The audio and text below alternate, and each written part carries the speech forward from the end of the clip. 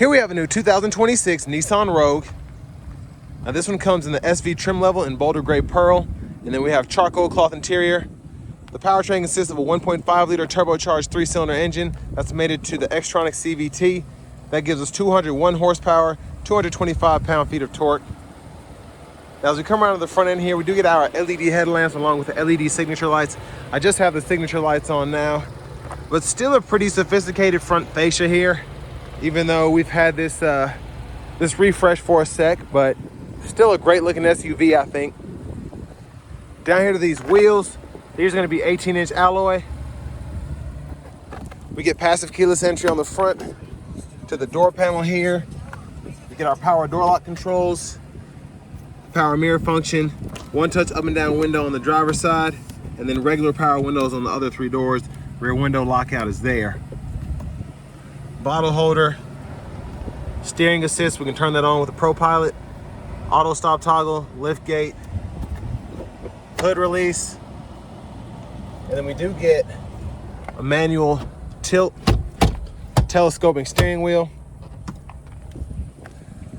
But here's the power driver's seat with 2-way power lumbar support. And I want to give a huge thanks to John Roberts Nissan here in Manchester, Tennessee for allowing me to review this Rogue today. I'll leave a link below in the description. If you're looking to find the best price on one of these closer to home, click that second link down below. It takes just a minute to fill out your information, and I'll make sure the local dealers are fighting to get you the best price on this or whatever new vehicle you might be interested in. But sitting behind myself, I have the seat up front adjusted for someone of my size, being 6'3" with longer legs, so pretty good space in here. I've actually rented one of these recently, and I was just surprised by the amount of cargo space, how well the vehicle drove in general. So this is actually one of those that impressed me a lot more than I thought it would. The seat back pocket on the passenger side, rear AC vents, 2 USB-C charge ports. There's a view of the front from back here. Nice tall roof there, and then this middle seat folds down, bottle holders in the middle there. And grab handle, we can hang a shirt there if we need to. Now, if you need the child locks on either door, lock, unlock there. And there's a look at the back end. So power lift gate. And then really good space, like I said earlier, behind the second row. Top tethers for the car seats are integrated on the back of the seats themselves. I do like this, have a little seat or side pocket there. It's not all the way enclosed, but there's a little bit of a gap. And then this one, same way. And if you lift underneath here, you can see we have the spare tire. Sorry about this wind. Kind of all day it's been on or off. Very strange. And there is the fuel filler. Little spider in there. Say hi to the spider. And then if you want to fold the seats flat, pull up here. Pretty easy to do. And then pop it back into place. You have a little bit of a recline there if you want to use that. And then our lower anchors are behind these covers.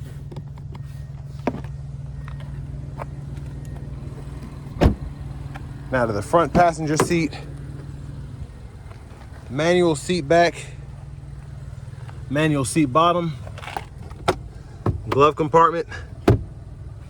And then we have the space underneath the shifter there.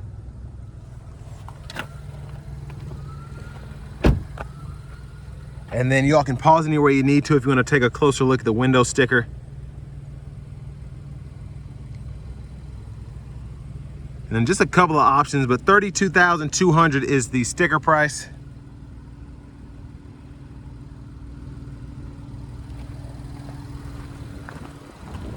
And as we come back around to the front, just a quick look in the engine bay. So there's that turbo 3-cylinder.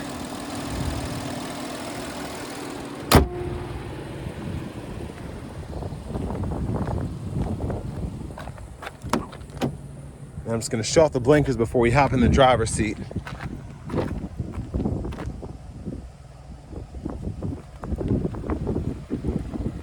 Yeah, these gusts have been crazy today. I looked at the weather report and they didn't say that was gonna be an issue, but that doggone app's always lying to me.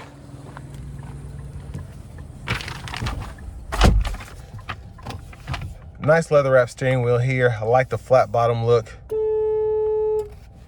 There's the horn, that's interesting. Now over to the radio, we do get AM, FM, XM along with Bluetooth audio. We get wired CarPlay and Android Auto as well. And then your settings are in here if you want to fool with those connections. Go to this others if you want to fool with your language or units of measurement in the settings. It's a pretty easy system to use. Not too much is going on here in a good way. It's just easy to get to everything. And it's simple. Volume's over here. You can click there to turn the audio off. You have a tune knob. You can push this in if you want to get to your shortcuts for the bass, treble, and all of that. And there's your backup camera. You do get the guidelines that follow you as you turn the steering wheel. Might be kind of hard to see that with the glare. I apologize. Hazards are right here. You get dual zone automatic climate control. You can control the fan direction here, fan speed, temperature, cut the whole system on or off with this button. 2 USB-C ports that connect directly to the radio, 12 volt. And then for the shifter, just hit the brake, push this button in, pull down for drive. You can tap for that manual as well, and then you kind of get those simulated shifts using the paddle shifters behind the steering wheel. And then you can push up and hold for neutral, hit the button, pull all the way up for reverse, press P for park. Then your electronic parking brake, pull up to engage, hit the brake, press down and disengage, get your automatic brake hold, and then your drive modes you can go through here. So Eco, Standard, Sport. And then your center console cubby space right in there. There's a look at the back seat from up here. Sunglasses holder. And there is the vanity mirror. Now back to the steering wheel, left side stock, blinkers, high beam assist. When the auto high beams are set, you can do that. And then you have your intermittent wipers on the right side. So one time off, intermittent low, high. You can adjust that intermittent frequency here, and then your rear wiper is right there. Push back for that fluid, pull up for the front fluid. Volume can be adjusted here. You can use these arrows and the scroll bar to go through the middle part of the gauge cluster. So tire pressure monitors are there. You can see the turbo, a few settings you can adjust there. And then this goes through your track list or radio station presets. This pulls up the shortcut menu. And then on this side, voice recognition, Bluetooth, and then the Pro Pilot, you can turn that on there. Adjust the gap for the adaptive cruise and then set your speed there. Press in to cancel. Push button start. Finally, here's the key fob with remote start. But next, let's go ahead and take this 2026 Nissan Rogue SV out on the road for a test drive. So starting the test drive in this Rogue here, it's crazy that this is a 1.5 turbo 3-cylinder because this thing gets up a lot better than you would think. Now, the turbo definitely kind of eats into your fuel economy. You're getting 29 city, 36 highway, but still, I think incredible for this engine.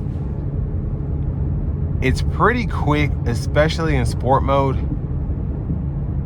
And it doesn't get on my nerves under hard throttle like a lot of smaller, specifically 3-cylinder engines do. I'm thinking about the Chevy Trax, the Trailblazer, but I mean, this right here is pretty stout overall. And then just having the paddle shifters as well just makes it that much more fun. But we're gonna dial that back for a minute. Save that for the interstate run, but we're gonna put it into eco mode now. I'm gonna try and get some distance to this truck in front of me because they can't stay on the lines.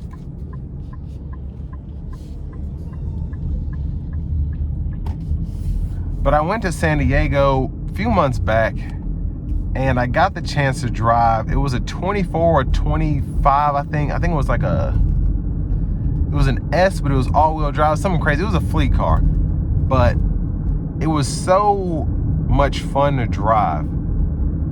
It was nice to have the different drive modes, have the Pro Pilot there. But I'm telling you, I kept the thing in sport mode about half the time, and then eco the other half of the time.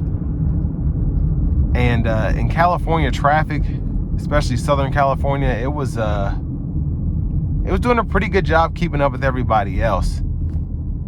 So, not something you'd expect from a 3-cylinder engine, but pretty peppy. I think compared to the Chevy Trax, it's a bit quicker even though it's larger. The Trax still kind of holds its own, but I just like how this one's better. The Xtronic CVT really does make a difference here.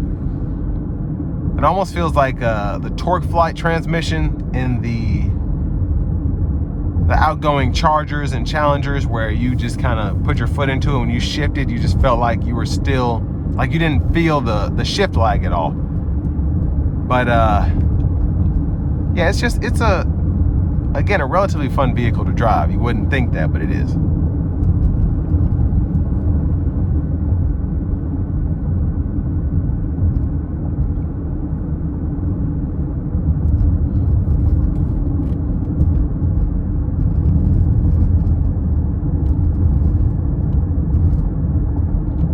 Now, I like how spacious it feels in here. There's not a lot going on. So you have the screen here, it's popping out, but it's not anywhere near the windshield there. Your AC controls are down below.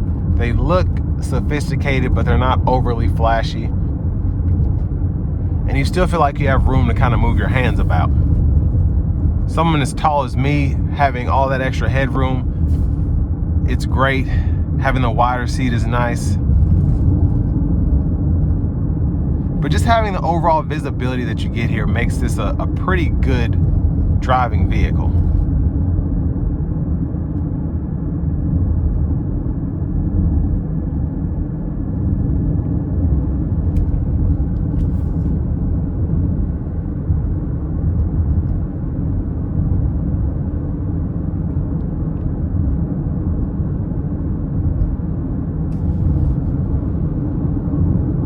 I'm going to put it in a normal mode as we come out of this corner, come up to the stop sign, and come out of the corner. And we're just going to drive it normally for a minute before we put it into sport.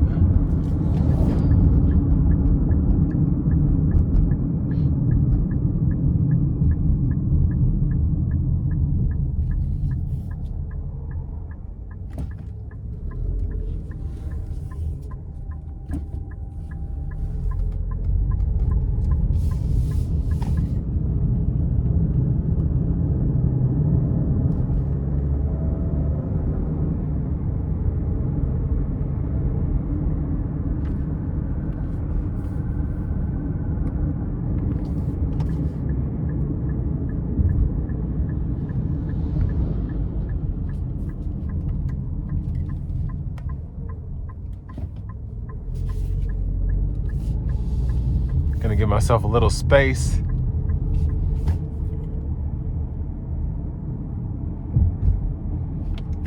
I'm gonna shift. Here we go.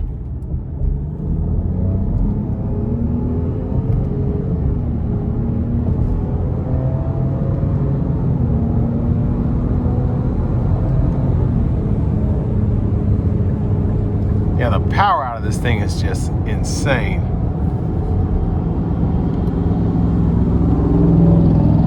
But I want to give one more big thanks to John Roberts Nissan here in Manchester, Tennessee, for allowing me to review this vehicle today. I'll leave a link below in the description. If you're looking to find the best price on one of these closer to home, click that second link down below. It takes just a minute to fill out your information, and I'll make sure the local dealers are fighting to get to the best price on this or whatever new vehicle you might be interested in. But with your Pro Pilot Assist, you have the lane centering. It's more of like a lane center assist almost. Toyota Safety Sense is kind of top notch, and then this one here, it always wants your hands on the wheel, and it can be a bit iffy where it shouldn't be, but that's pretty much all these systems, and that's why you want to keep your hands on the wheel at all times. It just makes it where you can just kind of like not have to put force there. And then if you do need to maneuver or something like that, you can. Now watch, as this vehicle moves in front of me, the adaptive cruise is going to slow me down to keep that safe distance. And I have it set to the furthest back setting, or the closest setting, I guess.